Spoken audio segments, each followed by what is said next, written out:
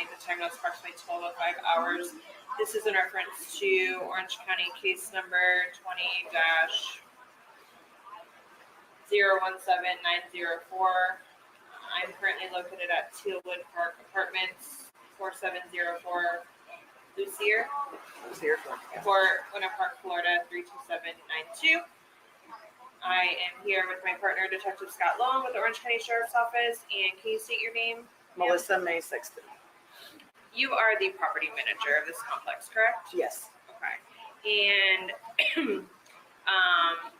we had Kim in here asking about the tenants, Sarah Boone and George Torres. And they have lived here. You gave us a date of February 9th, 2018? Correct. Okay.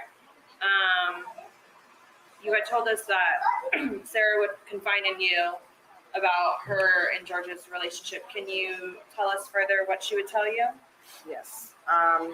Sarah, shortly after she moved in with George, she came to the office to talk to me. We noticed bruises and stuff on her, and she asked me if she could talk to me privately and asked how she would be able to get George off of the lease. Is there any way to do that? Which prompted, deeper conversation. She proceeded to let me know and was showing me a lot of bruises and marks. There were handprints, scratches. She even at one point had to go to the hospital. Through multiple conversations that we had, it steadily progressed. She had a very large gash at one point in her shin. She had to go to the hospital and get that taken care of. I'm not exactly sure what it was from, but I think it had to do when they got into a fight outside and something got broke. I think it was one of their wine glasses or something. But, she came to me at one point asking, what do I do? Like, how can I get rid of him? I've never dealt with this type of situation. I just counseled her as she continued to come to me and explained to her that, she had to make a decision if she was going to stay with him or not be with him. If she, was going to try to work things out, they needed to seek out therapy, help, something. It wasn't too long after that last conversation that I found out the police had come and George was arrested. I don't remember about how long it was in between time, but there was another incident after that where they both got arrested, all for domestic.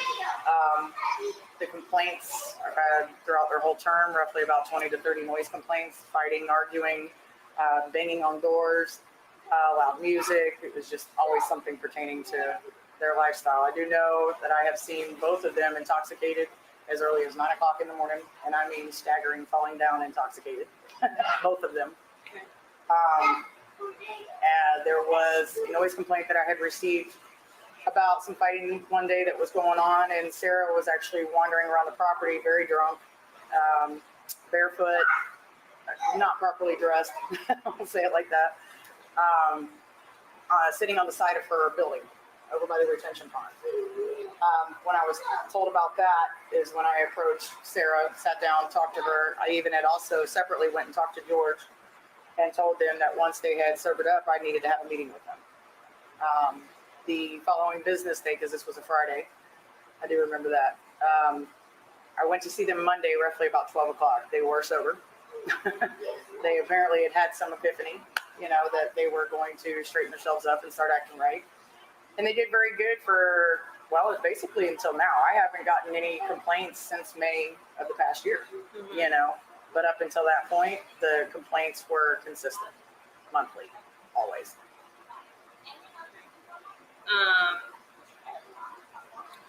Would you ever speak with George by himself? Like, did he ever confide in you about their relationship? The one time where, like I was just saying, that when I talked to her, she asked me to go talk to him. But she's like, please, but put the fear of God in him. Fear of God in him. I'm a very stern property manager. I don't tolerate a whole lot of crap. Right. And she knew that, and she seemed scared of him at the time. So I said, sure, no problem, just stay here. I will go talk to him. I went over, sat down, talked to George. I talked to him for about 30 minutes altogether.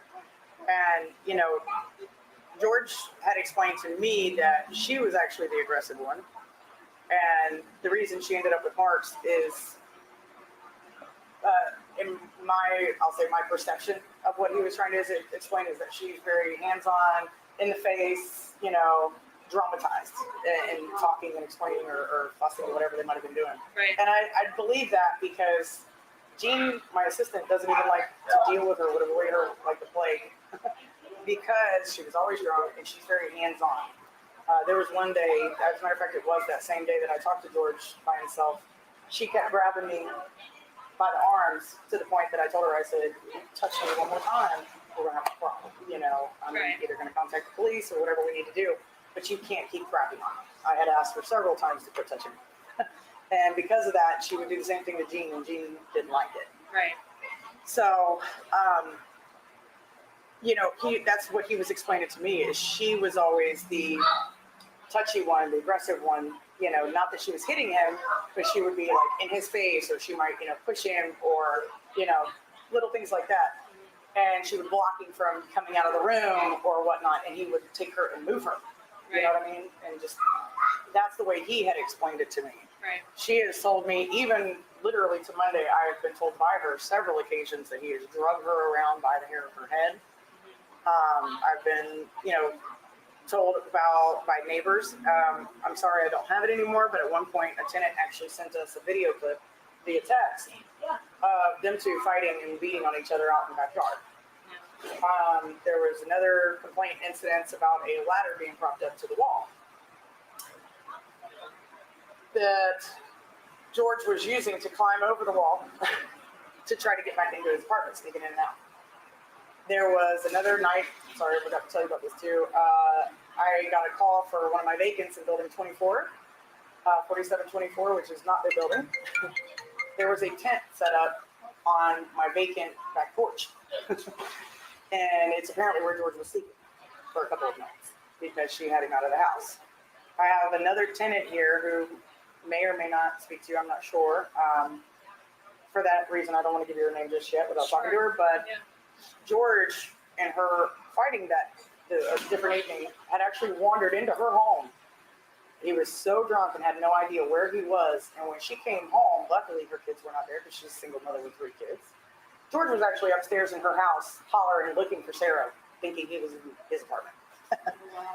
So we've had some incidences with them in that aspect, but nothing has ever been so bad that, I didn't feel that we could resolve the problem. And like I said, we haven't had any issues since May of last year. No complaints, no nothing until this. So we thought, hey, they're doing great. Maybe they fixed their problems. I mean, has she come to you since May of any issues? No, okay. Not one time. But then again, you did. It basically, they were told you're going to be evicted if there are. Yes. So it's kind of like tighten up or get out. Yeah, it was put up or shut up. I was over it. Yeah. If it continued, I was putting them out. Right. So. Did you ever see any marks on George? No. Not one. Not one. George was a little bit darker skinned. Yeah. I'm not sure. Would you see George as often as you saw Sarah? It sounds like Sarah came to you a lot more than. Yeah. We would always see Sarah. As far as the only time I ever really saw George is the time when we actually got George to sign off the lease. Right. And he came to me and said, I can't get back in the house. She's got all my personal paperwork because would you please have a conversation with her so that I can get my personal paperwork back from her? He goes, but do you have a bolt cutter, set of bolt cutters for my bicycle that's out back? And I said, what's it chained to, And he said, it's actually chained to your AC unit. I said, yeah, no problem. I'll cut the lock. I'll cut the lock for anything attached to my AC unit. It's not supposed to be attached to that. Right. So I went out back and actually cut the lock on both of the bike locks because Sarah would not answer the door for me because she knew George was there. Once George was gone, she had actually, because Sarah had my cell phone number, being that I had already went through and just got out of a very abusive relationship, Sarah knew that because, I confided in her and explained that. She did feel a lot more comfortable in coming to me. So I told her if she ever needed someone, or it was an emergency, she could reach out to me and I would do what I could to help her. I felt bad for her. But after a while, when she just kept taking him back, I just told her, I said, you're just going to have to call the authorities. You're on your own. It's obvious you don't want it to stop.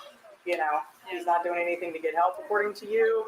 And you just keep dealing with it. I mean, there comes a point where it's just stupidity.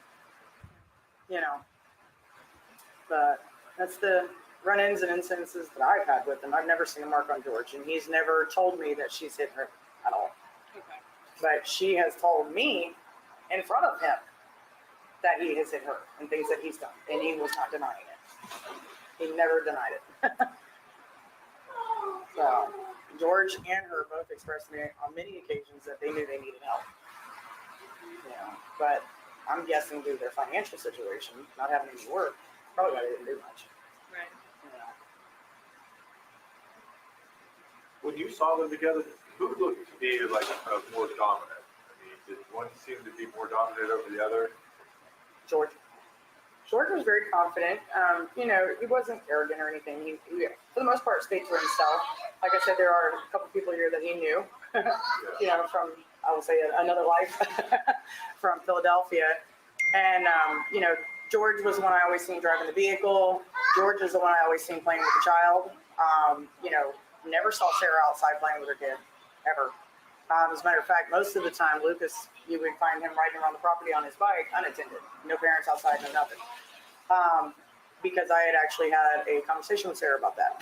And I said, the kid was a great kid, don't get me wrong, he never did anything to get in trouble, but it was more my concern for his well-being. When he's all the way riding over here around some of these corners with the dumpsters, these people don't see nobody, and they sure ain't gonna see no kid on that. So I had a conversation with her about that, and we haven't had any really problems. I can say I've only seen Lucas on his bike away from her like that twice. She actually had secluded him to stay in front of the building, which was fine. I just didn't want him to live together. But yeah, you didn't see Sarah out at all. The only time I ever saw her, especially after the incident that took place with Emmett and his ex-girlfriend, it was more like a confrontation that took place in the office. She made an accusation on Emmett saying that he was trying to forcefully, I don't want to say rape, but he was trying to push himself on her. On Sarah? On Sarah. She made that claim. Some tenant, a different Yeah, tenant? another tenant that knew George from Philly. And they confronted the two of them. I will say Sarah held her ground when the girl confronted her and asked her and said, don't lie to my face. And Sarah said, yeah, he did. So I was surprised because she knew that girl was but and she's larger than me. So, I was like, oh my gosh, okay, well, maybe there's some truth to that. But it ended up, just fizzling out. It was no big deal. After that situation took place, you really didn't see Sarah too much. She was pretty intimidated. Those two folks are actually a pretty large family that I have living here on site that actually took up 4 units at that time. So the whole family lived here. Yeah. It's a little intimidating. So after that, we really didn't see a whole lot of her. But before that, they would hang out periodically. You said. The other two families, no, they just knew each other from back in the day. Oh, the couple that. The kids did. The kids. Yes, that's what initially prompted it, and then that accusation was made during that same time. Okay. So, and when it comes to the kids on my property, I stay very involved with them. We have some issues with our bus routes and all kinds of stuff, and we had some kid vandalism being done, broken glass bottles. They were pulling glass bottles out of the trash, breaking them, thought it was fun. And one kid told on another, and the parents got involved. It became a little bit of an issue, so I had to get in the middle to squash it, I didn't want anybody fighting on the property or kids getting hurt for that matter. But that's it. Is there anything else that you think is important for us to know about Sarah or George that we haven't discussed?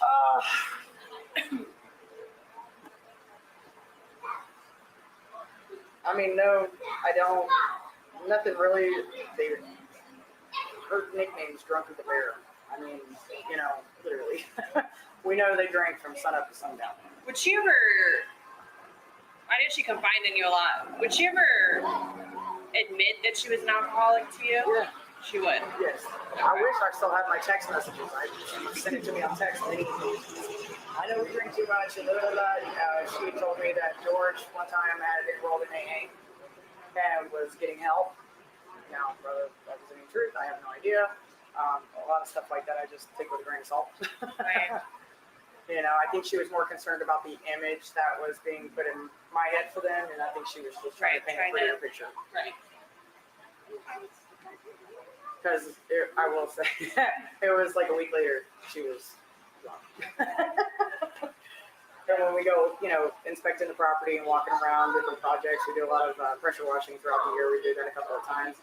You know, I ride around the back sides of the buildings, checking everything out. We've got a property drainage system back there. You always knew, because you'd ride back there and you'd hear, 9, 10 o'clock in the morning, they're drunk, falling down, cutting up. Like, God, I can't imagine being drunk like that all the time. Jeez. Okay. Can you raise your right hand for me? Yes. Promise and swear everything we've talked about has been true and accurate to the best of your knowledge. Yes. Since our recording 12 to 20 hours.